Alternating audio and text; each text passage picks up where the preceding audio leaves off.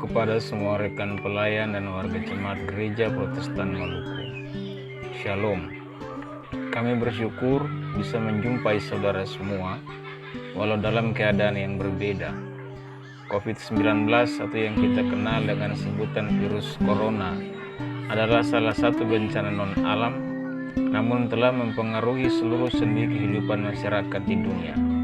Mari kita pahami bahwa hari ini, bila kita dianjurkan melakukan usaha jaga jarak atau social distance, bukan kita di sini saja, melainkan di seluruh dunia. Jadi tidak ada yang aneh pada perilaku kita. Dari beragam berita telah kita dengar, setiap hari angka persebarannya tinggi. Orang dalam pengawasan dan pasien dalam pengawasan pun terus bertambah dan menyebar di semua wilayah. Jadi, apakah kita masih mau menganggap remeh himbauan untuk menjaga jarak atau di rumah saja? Kami sadari betapa tingginya imanmu, tetapi firman Tuhan pun berkata, berpeganglah pada didikan, janganlah melepaskannya. Peliharalah dia, karena dialah hidupmu. Amsal 4 ayat 13. Walau begitu, jangan cemas hatimu. Sebab pada kasus orang yang positif, ada yang sembuh melalui pertolongan medis. Itu menjadi penting untuk mengingatkan kita bahwa bila kita dalam keadaan sehat, jagalah kesehatan. Siapa bilang kita pasrah pada COVID-19? Tidak, kita bukan pasrah, melainkan kita mengambil langkah hikmat supaya kita pun tidak menjadi pembawa virus kepada sesama. Sudah tentu ini adalah bagian dari cara gereja melakukan tugas panggilan di dunia, yakni menghadirkan damai sejahtera di dalam hidup semua umat manusia. COVID-19 tidak akan mengubah iman kita kepada kasih Kristus. COVID-19 membuat kita harus mengakui bahwa sebagai manusia kita pun rapuh dan lemah. Dalam kelemahan itu, marilah kita berhimpun dalam rumah tangga masing-masing dan berdoalah supaya Tuhan meluputkan bencana ini dari kita. Yesus berpesan, tetapi jika engkau berdoa, masuklah ke dalam kamarmu, tutuplah pintu dan berdoalah kepada Bapamu yang ada di tempat yang tersembunyi. Maka Bapamu yang melihat yang tersembunyi akan membalasnya kepadamu. Matius 6 ayat 6. Apakah GPM menunda ibadah? Tidak. GPM tidak menunda pelaksanaan ibadah, melainkan menganjurkan jemaat beribadah di rumah dan dalam keluarga masing-masing.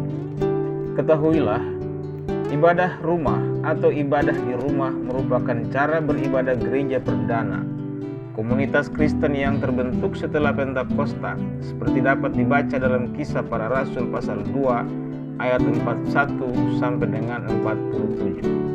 Itulah yang dijadikan sebagai model peribadahan dari rumah ke rumah yang kita praktekkan selama ini.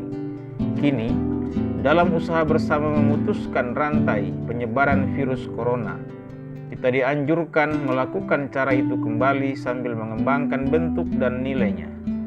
Bentuknya adalah yang kita lakukan selama ini dengan ibadah bina keluarga atau binakel, di mana setiap kepala keluarga melayani ibadah keluarganya.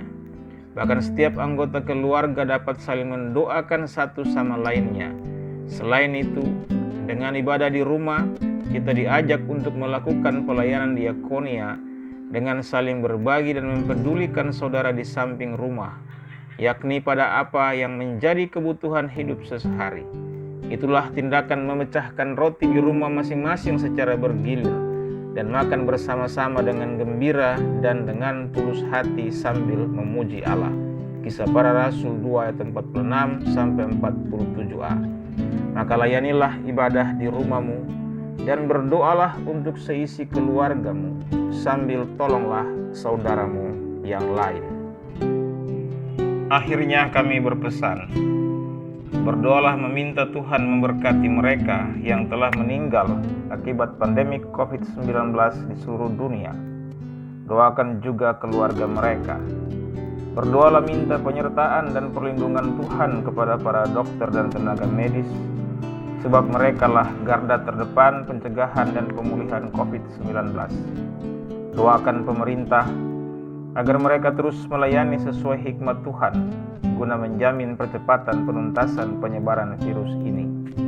Berdoalah di rumah masing-masing dengan tetap berpengharapan kepada kasih Kristus. Percayalah bahwa dengan kuasa-Nya bencana ini akan dilalukannya dari kita dan dunia ini. Ikutilah setiap anjuran sambil menjaga kesehatan dengan mengembangkan pola hidup bersih dan sehat. Tetaplah di rumah saja, saling melayani dan tumbuhkan kasih seorang akan lainnya.